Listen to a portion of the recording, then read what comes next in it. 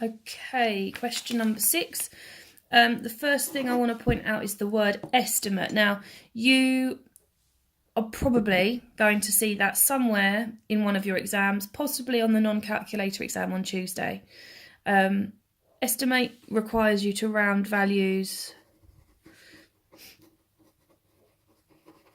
to one significant figure.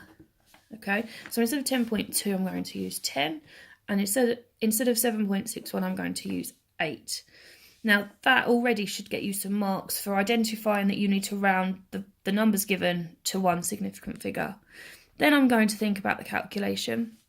I've got a right-angled triangle, and I am given 2 lengths, and I'm trying to find the missing third length. So I'm trying to find this one. Let's call it x.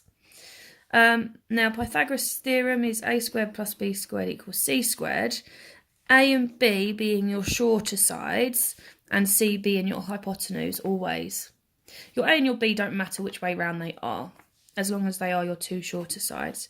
Now let's swap in what we have called a. So we've given that for x and 8 for b, and that has to equal 10 squared. So 8 squared is 64, 10 squared is 100.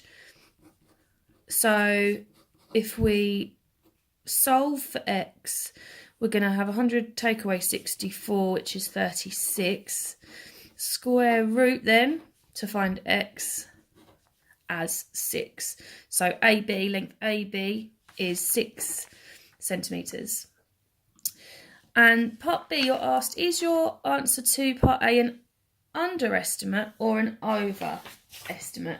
Now, for this, you need to think about what you've rounded to. So we rounded the 10.2 down.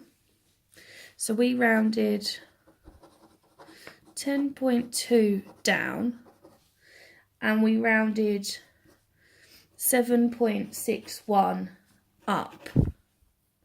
Okay, now in the calculation above, we do a subtraction, and we do a subtraction of the 10 squared take away the 8 squared. So we have done a small number, or our rounded down number, subtract our rounded up number, so let's call it our larger number. And whenever you do a small number take away a larger number, you're going to result in a smaller number than you would have the other way round, a smaller answer. So for that reason, it is therefore an underestimate.